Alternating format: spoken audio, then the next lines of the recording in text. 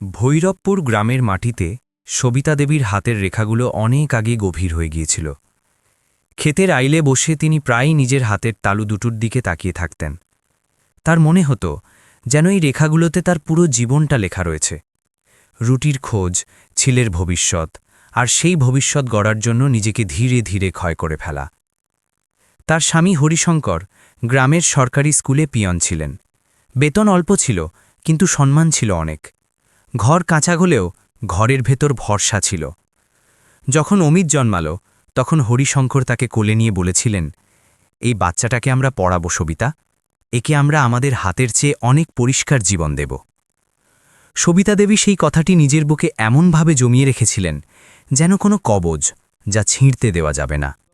কিন্তু কবজই বা কতদিন বাঁচায়? এক রাতে বর্ষার সময় ফেরার পথে হরিশঙ্কর পিছলে পড়ে গেলেন। গ্রামের ছোট হাসপাতালে তাকে আনা হলো, কিন্তু ডাক্তার যা বললেন তা সবিতা দেবীর কানে আজও হাতুড়ির মতো বাজত। আমরা চেষ্টা করেছি, কিন্তু দেরি হয়ে গেছে। সেদিন সবিতা দেবী দুনিয়ায় শুধু মানুষটা মরেনি, সেদিন ভরসার ছাদটাও ভেঙে পড়েছিল।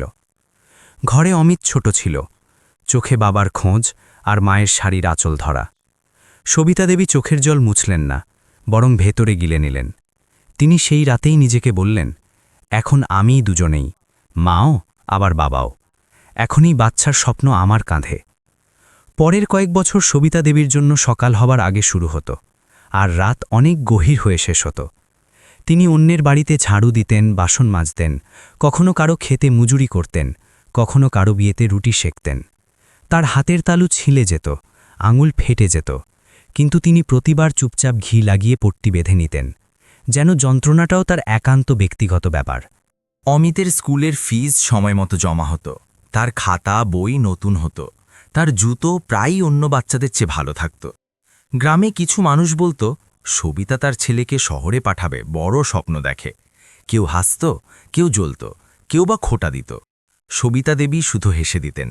তিনি জানতেন স্বপ্নের ওজন খোঁটার চেয়ে ভারী হয়। অমিত পড়াশোনায় খুব ভালো ছিল। সে মায়ের নীরবতার পেছনের সত্যিটা ধীরে ধীরে বুঝতে পেরেছিল। কখনো সে মায়ের হাত ধরে বলতো, মা, এবার আপনি আর কাজে যাবেন না, আমি পড়াশোনার পর কাজ করে নেব। সবিতা দেবী তার পিঠ চাপড়ে বলতেন, তুই পড় বাবা, কাজ করার জন্য আমার শ্বাস এখনো বাকি আছে। তুই পড়বি, তবেই তো এই হাতের জ্বালার কোনো অর্থ হবে। আর অমিত আবার পড়তে বসে যেত, কিন্তু তার চোখের কোণে মায়ের হাতের ফেটে যাওয়া রেখাগুলো রয়ে যেত। সময় পাল্টালো। অমিত শহরের চাকরি পেল, উজ্জয়িনীর একটি প্রাইভেট ব্যাংকে। গ্রামে খবরটা এমনভাবে ছড়ালো যেন কেউ ঢোল বাজিয়ে দিয়েছে। সবিতা দেবীর ঘরের সামনে মানুষ এসে অভিনন্দন জানাতে লাগল। কেউ মিষ্টি আনল, কেউ ডাব। সবিতা দেবীর মুখে হাসি ছিল, কিন্তু চোখে এক অদ্ভুত আর্দ্রতা, যেন তার ভেতরের কোনো পুরনো যন্ত্রণা বলছিল, দেখ, আমি হার মানিনি। অমিত যখন প্রথমবার শহরের বেতন নিয়ে এলো, তখন সে মায়ের পায়ে টাকাগুলো রেখে দিল। সবিতা দেবী সঙ্গে সঙ্গে হাতজোড় করে তাকে তুলে নিলেন আর বললেন, পায়ে নয় বাবা, হাতে দে। এই টাকা আমার পূজা নয়, আমার পরিশ্রমের স্বীকৃতি। অমিত মাকে বোঝালো যে এবার সে তাকে নিজের সাথে শহরে নিয়ে যাবে। মা, এবার আপনি একা এখানে থাকবেন না, আমি আপনাকে আমার ঘরে রাখব। সবিতা দেবী চুপ ছিলেন। তার গ্রাম, তার মাটি তাকে বেঁধে রাখছিল, কিন্তু ছেলের কথার মধ্যে যে আপন ভাব ছিল তা তাকে গলিয়ে দিল। তিনি একটি ছোট পুটলি বাঁধলেন, কিছু শাড়ি, ভগবানের ছবি, স্বামীর পুরনো ঘুড়ি আর অমিতের ছোটবেলার একটি ছবি। গ্রাম ছাড়ার সময় তিনি নিজের ঘরের চৌকাঠ স্পর্শ করলেন আর মনে মনে বললেন, আমি যাচ্ছি, কিন্তু আমার ত্যাগ এই মাটিতেই মিশে থাকবে। উজ্জয়িনী তার কাছে বিশাল মনে হল। ভিড়, শোরগোল, রাস্তা, বিদ্যুতের ঝলকানি আর মানুষের মুখের ব্যস্ততা। অমিতের বাড়িটা মধ্যবিত্ত কলোনিতে ছিল। ছোট একটা আঙিনা, সামনে তুলসী গাছ, একটি কোণ যেখানে সবিতা দেবী এসেই নিজের হাতে ঝাড়ু দিলেন। পুরনো অভ্যাস, পুরনো সংস্কার। তার মনে হলো এই ঘরটাই তার নতুন ঘর। এখানে তিনি মা, তিনি সম্মানিতা, নিজের ছেলের জীবনের অংশ। অমিত তার জন্য একটা ঘর রেখেছিল, জানলা দিয়ে রোদ আসত। সবিতা দেবী সেখানেই নিজের ভগবানকে রাখলেন আর প্রদীপ চালালেন। প্রথম রাতে তিনি শুয়ে অনেকক্ষণ ছাদ দেখলেন। তার চোখে আনন্দ ছিল, কিন্তু আনন্দের সাথে সাথে ভয়ও ছিল। নতুন শহর, নতুন হাওয়া, নতুন ঘর, আর নিজের ছেলের দুনিয়ায় নিজের জায়গার প্রশ্ন। কয়েক মাস পর অমিতের বিয়ে ঠিক হলো। মেয়ের নাম নেহা। সে শহরেই বড় হয়েছে, শিক্ষিতা, কথাবার্তায় চটপটে আর চলনে বলনে পরিপাটি। প্রথম দেখায় সে সবিতা দেবীর পা ছুঁয়ে প্রণাম করল। সবিতা দেবীর মন ভরে গেল। তিনি তার মাথায় হাত রেখে বললেন, মা, এই ঘরটাকে ঘর বানিয়ে রেখো, আর যদি কখনো আমার কোনো কথা খারাপ লাগে তবে আমাকে মেয়ে ভেবে বলে দিও, আমি শুধরে নেব। নেহা হাসল, এমন একটা হাসি যাতে সভ্যতা ছিল কিন্তু গভীরতা ছিল না। সেদিন সবিতা দেবী সেই হাসিটা বুঝতে পারলেন না। মায়ের মন প্রায়ই সংকেত বোঝার আগে ভরসা করে ফেলে। বিয়ের পর ঘরে ব্যস্ততা বাড়ল। আত্মীয় এলো, মিষ্টি এলো, হাসি শোনা গেল। অমিত খুব খুশি ছিল। সে চাইতো তার মা আর স্ত্রী দুজনেই একসাথে থাকুক, একে অপরের সাহারা হোক। সবিতা দেবীও এটাই চেয়েছিলেন। তিনি নেহাকে রান্নাঘরের চালচলন শেখালেন, ঘরের ছোটখাটো নিয়ম বললেন, আর প্রতিবার মেয়ে বলে ডাকলেন। নেহাও প্রথম কয়েকদিন সব ঠিক রাখল, কিন্তু ধীরে ধীরে, খুব ধীরে ধীরে ঘরের হাওয়া বদলাতে লাগল। যেন কেউ জানলা বন্ধ করে দিয়েছে আর ভেতরে দম আটকে আসছে।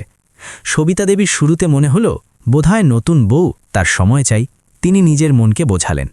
তিনি নিজের পদক্ষেপ হালকা করলেন, নিজের কথা আরও নরম করলেন। কিন্তু তিনি জানতেন না যে তার ত্যাগের কাহিনী এখান থেকে এক নতুন পরীক্ষায় নামতে চলেছে, যেখানে দুঃখ বাইরে থেকে নয়, ঘরের ভেতর থেকে আসবে, আর যেখানে মা শব্দটা ধীরে ধীরে কাজে পরিণত হবে। তার চোখের সামনে এখনও ভৈরবপুরে সেই চৌখাট ছিল, মাটির গন্ধ ছিল।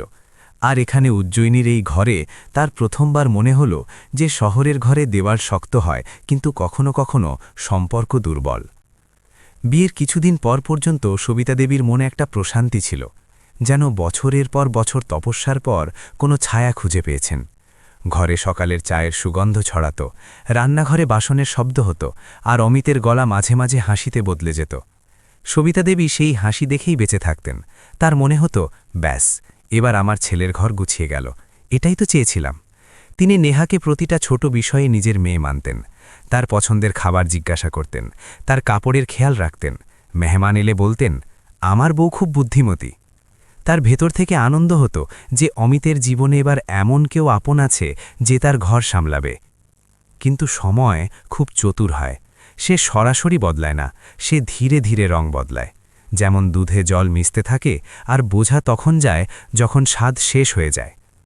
বিয়ের কয়েক সপ্তাহ পরেই সবিতা দেবী প্রথমবার নেহার গলায় সেই শীতলতা অনুভব করলেন, যা আপনজনের হয় না।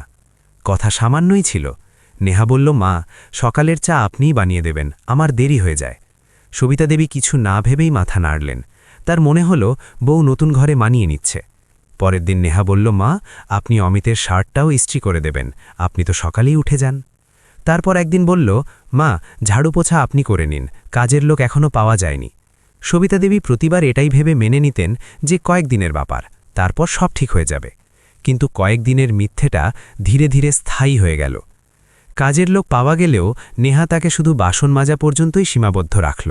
বাকি কাজ, ঝাড়ু, পোছা, কাপড় কাচা, রান্নাঘরের ভারী অংশ ধীরে ধীরে সবিতা দেবীর অংশে চলে এলো। সকাল তার জন্য এখন আর সূর্য নিয়ে আসত না, তার জন্য সকাল কাজ হয়ে আসত। 5টায় চোখ খুলত, আর ওঠার আগে শরীর বলতো, আজ আর উঠো না। কিন্তু মন বলতো, বউয়ের কষ্ট হবে, ছেলে অফিসে যাবে, ঘর চালাতে হবে। সবিতা দেবী উঠে পড়তেন, রান্নাঘরে জল চড়াতেন, চা বানাতেন, সবজি কাটতেন, আটা মাখতেন, আর মাঝে মাঝে ভগবানের সামনে প্রদীপও জ্বালিয়ে দিতেন, যেন নিজের ভেতরের আলো বাঁচিয়ে রাখার চেষ্টা করছেন। নেহা ধীরে ধীরে আর মেয়ে থাকল না, সে মালকিনের মতো হয়ে গেল। কিন্তু গলা উঁচিয়ে নয়, টিপ্পনি কেটে। সে হেসে বলতো, মা, আপনি তো গ্রামের মানুষ, আপনাদের তো কাজ করার অভ্যাস হবেই। অথবা, মা, আপনি খালি বসে থাকলে অসুস্থ হয়ে পড়বেন। সবিতা দেবী হেসে দিতেন, কিন্তু সেই হাসির পেছনে তার আত্মা চুপচাপ কুঁচকে যেত। সবচেয়ে বড় পরিবর্তন তখন এলো যখন নেহা তার খাওয়ার ধরন বদলে দিল। আগে সবাই একসাথে খেত, তারপর নেহা বলতে লাগল, মা, অমিত দেরি করে আসে, আপনি আগেই খেয়ে নিন। সবিতা দেবী মেনে নিলেন। কিছুদিন পর নেহা বলল, মা, আপনি রান্নাঘরেই খেয়ে নিন, ডাইনিং টেবিলে আপনার বসা মানে, আপনি বুঝতে পারছেন তো? সেই বাক্যের মাঝে নেহা যে আপনি বুঝতে পারছেন তো অংশটা রেখেছিল, তার সরাসরি সবিতা দেবীর বুকের উপর রাখা পাথর ছিল। সবিতা দেবী সত্যিই বুঝে গিয়েছিলেন। এখন তার জন্য আলাদা প্লেট ছিল, আলাদা গ্লাস ছিল। নেহাইকে হাইজিন বলতো, আপনার ওষুধ চলে, আপনার জিনিস আলাদা আলাদা থাকলে ভালো। সবিতা দেবী কিছু বলতেন না, কিন্তু রাতে যখন তিনি নিজের ঘরে আসতেন আর বিছানায় বসতেন তখন তার চোখ খালি দেওয়ালটাকে এমনভাবে দেখত যেন কাউকে জিজ্ঞাসা করছে, আমি এই ঘরে কে? অমিত এইসব দেখতে পেত না, বা হয়তো দেখত, কিন্তু সেগুলোকে ছোটখাটো বিষয় ভেবে এড়িয়ে যেত। সে অফিস থেকে ক্লান্ত হয়ে আসত, নেহা তার জন্য ঠান্ডা বোতল বের করে দিত, হেসে চায়ের কাপ রাখত আর বলতো, আজ অনেক কাজ ছিল, মা আবার নুন কম দিয়েছে আর সবজিতে তেল বেশি হয়ে গেছে। আমি তো সামলেনি, কিন্তু আপনাকে কি বলবো, মায়ের এখন আর জিনিসপত্র মনে থাকে না। অমিত মায়ের দিকে তাকাত। মা হালকা হাসি দিয়ে দিতেন, যেন বলছেন, ঠিক আছে বাবা, তুই চিন্তা করিস না। অমিত সেই হাসিটাকেই সত্যি মনে করে নিত। সে কি করে জানবে যে মায়ের হাসিটা এখনও সেই পুরনোই আছে, শুধু তার পেছনের কষ্টটা নতুন। পাশের বাড়িতে শান্তা কাকিমা ছিলেন, বয়স সবিতা দেবীর আশেপাশেই। একদিন সিঁড়িতে দুজনের দেখা হলো। শান্তা কাকিমা দেখলেন সবিতা দেবীর হাতের তালুতে লাল লাল দাগ, আঙুলে ফাটল। তিনি ধীরে জিজ্ঞাসা করলেন, সবিতা, সব ঠিক আছে তো? হাত এমন কেন? সবিতা দেবীর সঙ্গে সঙ্গে হাত শাড়ির আঁচলে লুকিয়ে ফেললেন, বললেন, আরে কাকিমা, কিছু না, শুধু একটু কাজ বেশি হয়ে গেছে। শান্তা কাকিমা তার চোখের দিকে তাকালেন। সেখানে কিছু ছিল না, আবার অনেক কিছু ছিল যা শব্দে প্রকাশ করা যায় না। শান্তা কাকিমা শুধু এটুকুই বললেন, মায়ের হাত কখনো বুড়ো হয় না, কিন্তু তাদের ক্লান্ত করা পাপ হয়। সবিতা দেবীর চোখের পাতা ভিজে এলো, কিন্তু তিনি মাথা নিচু করে নিলেন। ঘরে আরও একটা পরিবর্তন হলো ঘরের। আগে সবিতা দেবী সেই ঘরে থাকতেন যেখানে রোদ আসত। নেহা একদিন বলল, মা, আপনার ঘরে তো মেহমানদের থাকার ব্যবস্থা করব, আপনি স্টোর রুমের ঘরে শিফট হয়ে যান, ওখানে শান্ত থাকবে। সবিতা দেবী ধীরে জিজ্ঞাসা করলেন, কিন্তু ওখানে জানলা? নেহা মাঝপথা থামিয়ে দিয়ে বলল, মা, জানলা নেই তো কি হয়েছে, পাখা তো আছে। সেদিন সবিতা দেবীর প্রথমবার মনে হল রোদটাও এখনই ঘরে তার রইল না। স্টোররুমের ঘরটা ছোট ছিল, তাতে একটা পুরনো তক্তপোষ, একটা ছোট বাল্ব আর দেওয়ালে নোনা ধরার দাগ। সবিতা দেবী নিজের জিনিসপত্র সেখানেই রেখে দিলেন। ভগবানের ছবি লাগালেন, প্রদীপ জ্বালালেন আর প্রদীপের আলোয় নিজের স্বামীর ঘড়িটার দিকে অনেকক্ষণ তাকিয়ে থাকলেন, যেন তার সাথে চুপচাপ কথা বলছেন। দেখো, আমি তোমার ছেলের ঘরেই আছি, কিন্তু আমি এখানেও একা। আর সবচেয়ে তিক্ত মুহূর্ত তখন এলো যখন একদিন নেহার বান্ধবী এলো। নেহা তাদের চা দিল। সবিতা দেবী রান্নাঘরেই ছিলেন। নেহা হেসে বলল, এই সব মাই করেন, ওনার অভ্যাস আছে, কাজ না করলে শান্তি পান না। বান্ধবীরা হেসে উঠল। কেউ বলল, বাহ, ফ্রিতে হেল্পার পেয়ে গেছ। নেহাও হেসে মাথা নাড়ল। রান্নাঘরের দরজার পেছনে দাঁড়িয়ে সবিতা দেবী এই কথা শুনে নিলেন। তার হাত থেকে চামচ পড়ে গেল। আওয়াজটা ছোট ছিল, কিন্তু তার ভেতরে কিছু ভাঙার শব্দটা ছিল অনেক বড়। তিনি চামচ তুললেন, চোখের জল মুছলেন আর আবার চা বানাতে শুরু করলেন, যেন কিছুই হয়নি, কারণ মা যদি কেঁদেও ফেলে তাও তার রান্নাঘর থেমে থাকে না। সেই রাতে অমিত মাকে জিজ্ঞাসা করল, মা, আপনাকে খুব ক্লান্ত লাগছে কেন? সবিতা দেবী হেসে বললেন, কিছু না বাবা, বয়স হয়েছে তো। অমিত তার পা ছুঁয়ে বলল, আপনি বিশ্রাম নিন। সবিতা দেবী মনে মনে ভাবলেন, বিশ্রাম তো তখন হবে বাবা, যখন এই ঘরে আমি মায়ের মতো থাকব, চাকরের মতো নয়। কিন্তু সেই কথা তিনি বলতে পারলেন না, কারণ তার ভয় ছিল, যদি সত্যিটা বলে দেন তবে ছেলে ভেঙে পড়বে, আর মা নিজের যন্ত্রণার চেয়ে ছেলের ভেঙে পড়াকে বেশি ভয় পায়। রাত গভীর ছিল।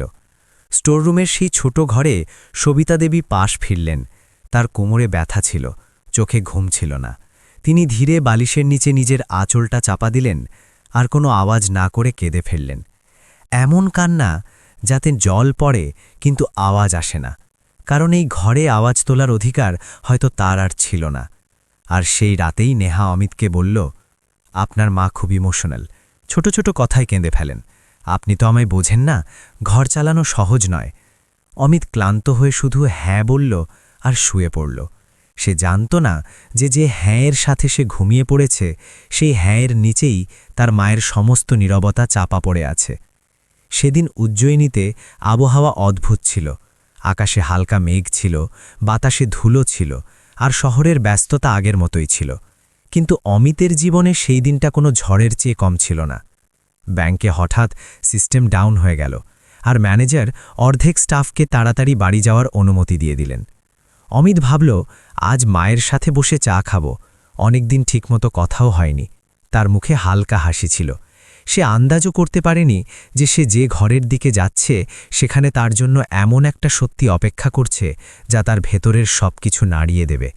সে দরজা পর্যন্ত পৌঁছল তো ঘরের ভেতর থেকে নেহার হাসি শোনা গেল। সে মোবাইলে কথা বলছিল। অমিত ভাবল বোধহয় তার বান্ধবীর সাথে কথা বলছে। সে চাবি বের করার বদলে দরজায় ধীরে টোকা দেওয়ার বদলে হালকা ধাক্কা দিল। দরজা অর্ধেক খোলাই ছিল। সে ভেতরে পা রাখতে যাবে, তখনই নেহার গলা পরিষ্কার শোনা গেল, আরে বাবা, শাশুড়ি তো কাজের লোকের চেয়েও সস্তা হয়ে গেছে। উপর থেকে পেনশনও আসে, ঘরের খরচও উঠে যায়, আর কাজও হয়ে যায়। এবার এর চেয়ে ভালো আর কি চাই? অমিতের হাত দরজাতেই থমকে গেল। তার শ্বাস যেন বুকে আটকে গেল। কিছু মুহূর্তের জন্য তার মনে হলো হয়তো সে ভুল শুনেছে, কিন্তু নেহার হাসি আবার শোনা গেল। আরে উনি তো কিছু বলেনও না, একদম সাদাসিদে। অল্প স্বল্প কাঁদবেন, তারপর আবার কাজে লেগে যাবেন। সেই একটা বাক্য অমিতের ভেতরে যেন কোনো পুরনো ক্ষত খুলে দিল।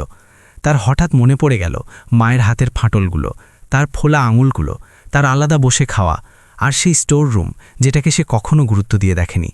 তার চোখের সামনে একটা একটা করে দৃশ্য ঘুরতে লাগল। কি এটা সব সেটাই যা সে ভাবছে? কি সত্যিই তার মা? সে দরজা পুরোপুরি খুলল। নেহা চমকে গেল। ফোন তার হাত থেকে প্রায় পড়ে গেল। আপনি চলে এলেন? তার গলায় ঘাবড়ানি ছিল। অমিত কিছু বলল না। তার মুখ শান্ত ছিল, কিন্তু সেই শান্তি ছিল ঝড়ের আগের।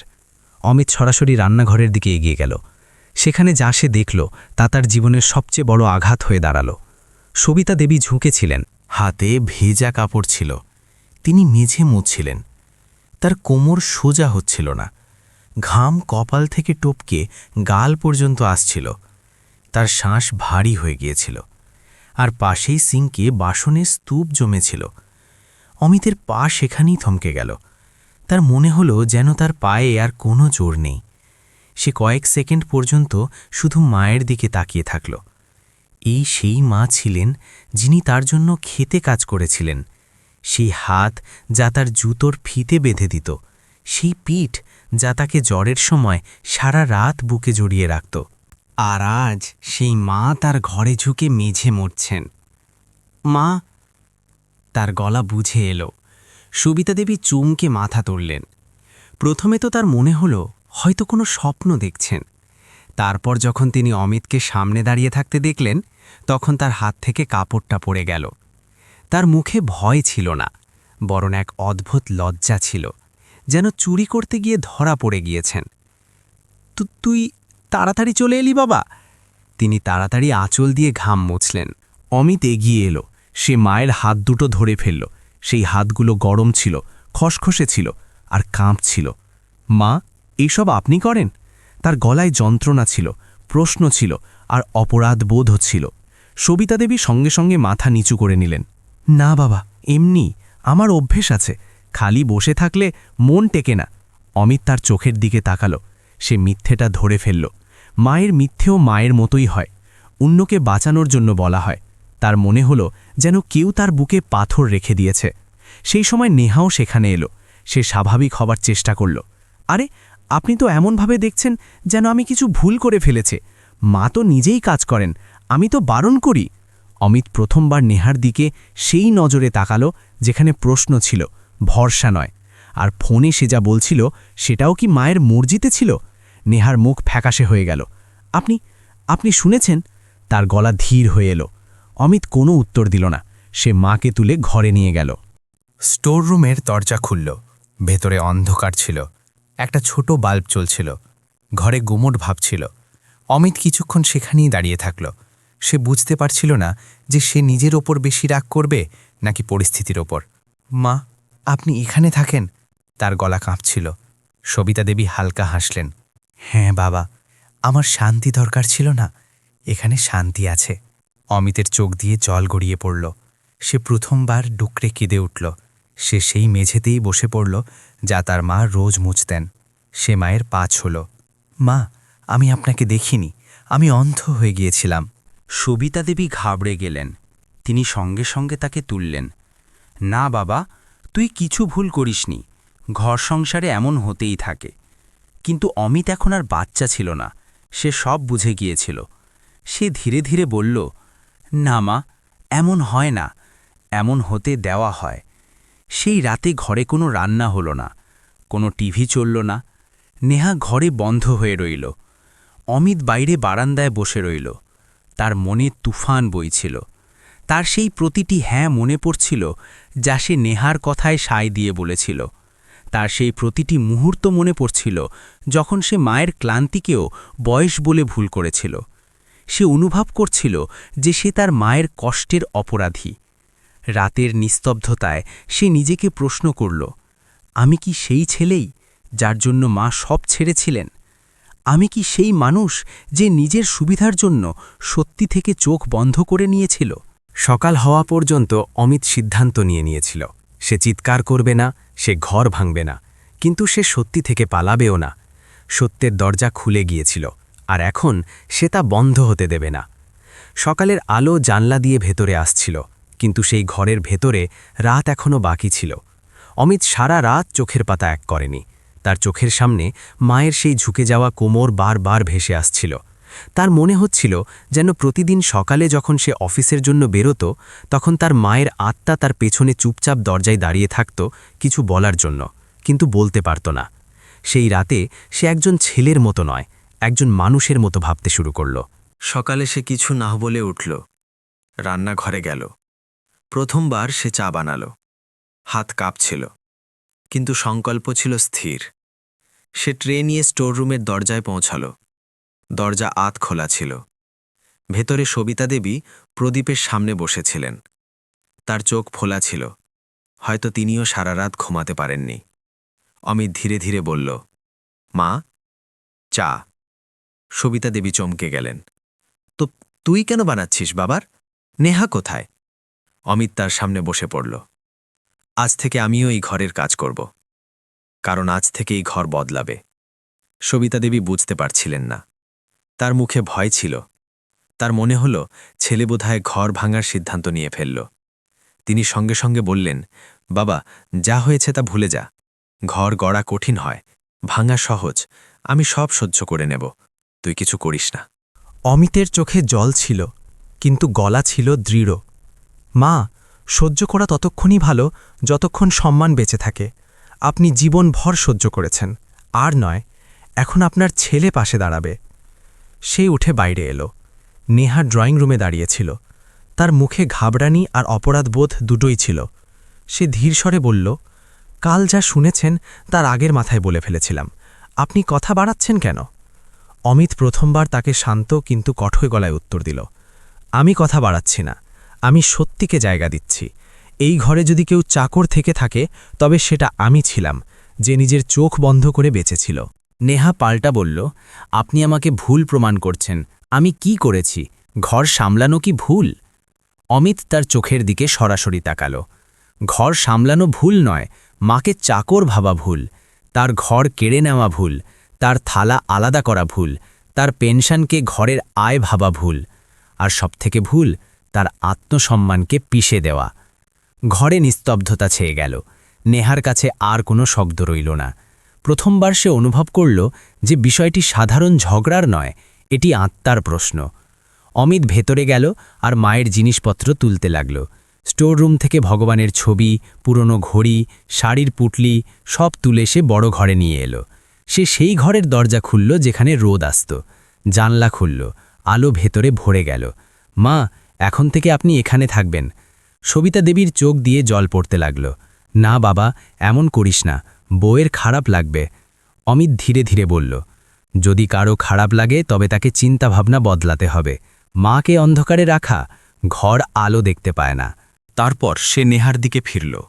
তার গলা এখন না জোরে ছিল না আস্তে, শুধু স্পষ্ট ছিল। আমি তোমাকে ছাড়ছি না, কারণ সম্পর্ক ভাঙা সহজ, শুধরানো কঠিন, আর আমি পালাতে চাই না। কিন্তু আজ থেকে একটা শর্ত আছে। এই ঘরে আমার মায়ের জায়গা সেটাই হবে যা আমার। তার সম্মান আগে, বাকি সব পরে। নেহার চোখে জল চলে এলো। সে বসে পড়ল। আমি ভুল ছিলাম। অমিত তাকে কাঁদতে দেখল, কিন্তু এইবার সে গলে গেল না। সে বলল, ভুল স্বীকার করা প্রথম পদক্ষেপ, সেটা শুধরানো দ্বিতীয়, আর সেটা পালন করা তৃতীয়। সেই দিন অমিত অফিস থেকে ছুটি নিল। সে মায়ের সাথে বাজারে গেল, তার জন্য নতুন শাড়ি কিনল, ওষুধ নিল। ফিরে এসে নিজে তার পায়ে তেল লাগিয়ে দিল। সবিতা দেবী বারবার বলতে থাকলেন, আমি ঠিক আছি বাবা, কিন্তু তার ভেতরে যে বছরের পর বছর যন্ত্রণা জমেছিল তা সেই স্পর্শে গলতে শুরু করল। সন্ধ্যায় অমিত নেহাকে রান্নাঘরে ডাকল। আজ আমরা দুজনে মিলে রান্না করব, মা বিশ্রাম নেবেন। নেহা চুপচাপ দাঁড়িয়ে রইল। সে প্রথমবার রান্নাঘরে সবিতা দেবীর দিকে তাকালো। সত্যিই দেখল তাকে কেবল শাশুড়ি নয়, একজন ক্লান্ত বৃদ্ধা মহিলার মতো দেখল, যিনি জীবনভর শুধু দিয়ে গিয়েছেন। রাতে খাবার টেবিলে তিনজন একসাথে বসলেন। প্রথমবার সবিতা দেবী ডাইনিং টেবিলে চেয়ার পেলেন। তার হাত কাঁপছিল। তিনি বিশ্বাস করতে পারছিলেন না যে এটি সেই একই ঘর। অমিত ধীরে ধীরে বলল, মা, আজ থেকে এই ঘরে কোনো আলাদা থালা হবে না, কারণ এখানে কেউ আলাদা নয়। নেহার চোখ থেকে জল পড়ছিল। সে ধীর স্বরে সবিতা দেবীর সামনে হাত জোড় করল। মা, আমাকে ক্ষমা করে দিন, আমি নিজের আরামের জন্য অন্ধ হয়ে গিয়েছিলাম। সবিতা দেবী কিছুক্ষণ তার দিকে তাকালেন। মায়ের মন আঘাত পেয়েও পাথর হয় না। তিনি হাত বাড়িয়ে নেহার মাথায় রাখলেন। মা, ভুলের চেয়ে ক্ষমা বড় হয়, শুধু আর কখনো এমন করো না। সেই মুহূর্তে ঘরে কোনো স্লোগান ছিল না, কোনো নাটকীয় দৃশ্য ছিল না, শুধু তিনটে মানুষের শ্বাস ছিল, যা প্রথমবার সমানভাবে চলছিল। মনুষ্যত্ব সেদিন সত্যিই কেঁদে ফেলেছিল, কারণ একজন ছেলে তার মায়ের সম্মানের জন্য দাঁড়িয়েছিল, কিন্তু ঘর না ভেঙে। আর সেই রাতে অমিত মায়ের ঘরের আলো বন্ধ করতে করতে মনে মনে বলল, এখন আর কোনো অন্ধকার থাকবে না। সেই রাতের পর ঘরের পরিবেশ পুরোপুরি বদলে গেল, কিন্তু পরিবর্তন কেবল আসবাবপত্র বা ঘরের ছিল না, এটি ছিল আত্মার পরিবর্তন। পরের কয়েকদিন পর্যন্ত ঘরে এক অদ্ভুত নীরবতা ছিল। নেহা স্বাভাবিক ব্যবহার করার চেষ্টা করত, কিন্তু তার চোখে অপরাধবোধ পরিষ্কার ফুটে উঠত। সে যখনই সবিতা দেবীর সামনে আসত, তার নজর নিচু হয়ে যেত। সবিতা দেবী তাকে স্বাভাবিক করার চেষ্টা করতেন, কিন্তু বছরের পর বছর চলা জড়তা একদিনে শেষ হয় না। অমিত সব দেখছিল। সে জানত যে এটি কেবল আবেগপ্রবণ মুহূর্ত ছিল না, এটি পরীক্ষার শুরু ছিল। এক সকালে যখন সবিতা দেবী উঠলেন, দেখলেন রান্নাঘরে আগেই চা তৈরি হচ্ছে। নেহা সেখানে দাঁড়িয়েছিল। সে হাসার চেষ্টা করল আর বলল, মা, আজ আপনি বিশ্রাম নিন, আমি সব করে নেব। সবিতা দেবী ধীর স্বরে বললেন, আমি কি একটু সাহায্য করে দেব? নেহা প্রথমবার দৃঢ় স্বরে বলল, না মা, আপনি বসুন, আপনি অনেক করেছেন। সেই স্বরে এখন আর আদেশ ছিল না, আদর ছিল। দিন কাটতে লাগল। নেহা ধীরে ধীরে ঘরের প্রতিটি কাজে নিজে সামিল হতে লাগল। সে কাজের লোকটিকে পুরো সময়ের জন্য রেখে নিল। সবিতা দেবীর ওষুধের সময় সে নিজে মনে রাখত। সন্ধ্যায় তার পাশে বসে গল্প করত।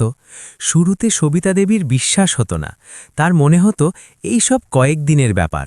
কিন্তু নেহার ব্যবহার অভিনয় ছিল না, সে সত্যি ভেতর থেকে বদলাচ্ছিল। একদিন পাশের বাড়ির শান্তা কাকিমা এলেন। তিনি দেখলেন সবিতা দেবী রোদের চেয়ারে বসে আছেন আর নেহা তার পায়ে তেল মাখিয়ে দিচ্ছে। শান্তা কাকিমার চোখ ভরে এলো। তিনি হেসে বললেন, এখন ঘরে সত্যিকারের আলো দেখা যাচ্ছে। সবিতা দেবী নেহার দিকে তাকালেন। সেই নজরে এখন আর তিক্ততা ছিল না, শুধু আপন ভাব ছিল। কিন্তু নেহার আসল পরিবর্তন তখন সামনে এলো যখন সে নিজে অমিতকে বলল, আমি শুধু মায়ের কাছে ক্ষমা চেয়েই শান্ত থাকতে পারি না, আমাকে নিজের ভেতরের অহংকারও ভাঙতে হবে। পরের রবিবার সে ঘরে ছোট একটি পুজোর আয়োজন করল। প্রতিবেশীরা এলো, আত্মীয়দেরও ডাকা হলো। সবার সামনে নেহা সবিতা দেবীর পা ছুলো আর বলল, আমি নিজের সুবিধার জন্য ওনাকে অপমান করেছিলাম। আজ আমি সবার সামনে স্বীকার করছি যে উনি আমাকে মা হয়ে ক্ষমা করেছেন। ঘরে নিস্তব্ধতা ছেয়ে গেল। সবিতা দেবীর গলা বুঝে এলো। তিনি তাকে তুলে জড়িয়ে ধরলেন। সেই জড়িয়ে ধরা কেবল শাশুড়ি বউয়ের ছিল না, সেটি ছিল দুই প্রজন্মের মধ্যে সেতু তৈরি হওয়ার মুহূর্ত। অমিত এই সব দেখছিল। তার ভেতরে যে অপরাধবোধ ছিল তা ধীরে ধীরে হালকা হচ্ছিল। সে মায়ের সামনে মাথা নিচু করে বলল, মা, ভুল আমারও ছিল, আমি আপনাকে দেখিনি। সবিতা দেবী তার মাথায় হাত রাখলেন। বাবা, চোখ বন্ধ করা ভুল, কিন্তু খোলা চোখে সত্যিটা দেখা সাহস। তুই সাহস দেখিয়েছিস। সময়ের সাথে ঘরে আবার হাসি ফিরে এলো। এখন সবিতা দেবী আলাদা থালায় নয়, সবার সাথে বসে খাবার খেতেন। স্টোর রুম আবার স্টোর হয়ে গেল। রোদেলা ঘরটি তার স্থায়ী ঠিকানা হয়ে গেল। নেহা তার সাথে মন্দিরে যেত, বাজারে যেত, আর কখনো কখনো শুধু তার পাশে বসে পুরনো দিনের গল্প শুনত। ভৈরবপুরের সেই দিনগুলো, হরিশঙ্করের স্মৃতি, অমিতের ছোটবেলা। এক সন্ধ্যায় সবিতা দেবী বারান্দায় বসেছিলেন। সূর্য ডুবছিল। তিনি ধীর স্বরে বললেন, জীবন বড় অদ্ভুত, কখনো আমরা অন্যকে শেখাই, কখনো নিজে শিখি। নেহা পাশে বসেছিল। সে বলল, মা, আপনি আমাকে শিখিয়েছেন যে ঘর কেবল দেওয়াল দিয়ে তৈরি হয় না, সেটি বড়দের আশীর্বাদে তৈরি হয়। কয়েক মাস পর যখন আত্মীয়রা দেখা করতে এলেন, তখন তারা বললেন, সবিতা, তোমার বউ খুব বদলে গেছে। সবিতা দেবী হাসলেন। মেয়েরা বদলায় না, বুঝে যায়। অমিতের মনে এক গভীর শান্তি নেমে এসেছিল। তার মনে হলো ঘর ভেঙে দেওয়া সহজ ছিল, কিন্তু ঘরকে শোধরানো দেখতে পাওয়া অনেক বেশি তৃপ্তি দেয়। সে নেহাকে বলল, ধন্যবাদ যে তুমি শোধরানোর পথ বেছে নিলে। নেহা উত্তর দিল, ধন্যবাদ যে আপনি আমাকে সুযোগ দিয়েছেন। ধীরে ধীরে ঘরে একটি নতুন প্রথা শুরু হলো। প্রতি রবিবার 3 জন একসাথে বসতেন আর মন খুলে কথা বলতেন। কোনো অভিযোগ থাকলে সেখানেই মিটিয়ে নিতেন। এখন আর কোনো নীরবতা ছিল না, কারণ নীরবতাই ছিল সেই ফাটল যা সবকিছু ভাঙতে শুরু করেছিল। একদিন সবিতা দেবী ভগবানের সামনে প্রদীপ জ্বালিয়ে মনে মনে বললেন, এখন আমার আর কোনো অভিযোগ নেই। তার মুখে যে শান্তি ছিল তা কোনো সাধুর তপস্যার মতো ছিল। সেই শান্তি অপমান সহ্য করার থেকে নয়, সম্মান পাওয়া থেকে এসেছিল। আর এইভাবে সেই ঘর, যা একসময় ভেতর থেকে ভেঙে যাচ্ছিল, এখন আগের চেয়ে অনেক বেশি মজবুত হয়ে গেল। অমিত শিখল যে মায়ের সম্মান কেবল শব্দে নয়, ব্যবহারে হয়। নেহা শিখল যে সুবিধার চেয়ে সম্পর্ক বড় হয়। আর সবিতা দেবী প্রমাণ করে দিলেন যে মায়ের মন ভেঙে যায় ঠিকই, কিন্তু তা জুড়তেও পারে যদি সামনের জন সত্যি মাথা নত করে। কাহিনীর শেষ কোনো বড় নাটকীয় দৃশ্য দিয়ে হয় না, সেটি হয় একটি সাধারণ সন্ধ্যা দিয়ে, যেখানে 3 জন মানুষ একসাথে বসে চা খাচ্ছেন। রোদ বারান্দায় এসে পড়ছে আর সবিতা দেবীর মুখে সেই হাসি আছে যা বছরের পর বছর আগে ভৈরবপুরে ছিল, শুধু এখন তাতে তৃপ্তি যোগ হয়েছে। মনুষ্যত্ব সেদিন সত্যিই কেঁদেছিল, কিন্তু সেই কান্না হারের নয়, জাগরণের ছিল। কারণ একজন ছেলে চোখ মেলে তাকালো, একজন বউ অহংকার ছাড়ল, আর একজন মা ক্ষমা করে ঘরকে আবার নতুন জন্ম দিলেন। যদি এই কাহিনী আপনার হৃদয় স্পর্শ করে থাকে, যদি আপনার মনে হয় যে সত্যি ঘর বড়দের সম্মান দিয়ে তৈরি হয়, তবে এই কাহিনীটি লাইক অবশ্যই করবেন। নিজের বন্ধু এবং পরিবারের সাথে শেয়ার করবেন, যাতে প্রতিটি ঘর পর্যন্ত এই বার্তা পৌঁছায়। আর এমনই আবেগপূর্ণ, সামাজিক এবং হৃদয়স্পর্শী কাহিনী শোনার জন্য আমাদের চ্যানেল সেভ সোসাইটিকে সাবস্ক্রাইব করতে ভুলবেন না।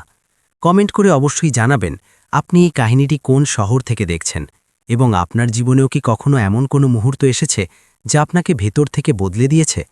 আপনার একটি প্রতিক্রিয়া অন্য কারোর জীবনে বদলের শুরু হতে পারে। ধন্যবাদ। আবার দেখা হবে নতুন একটি কাহিনী নিয়ে।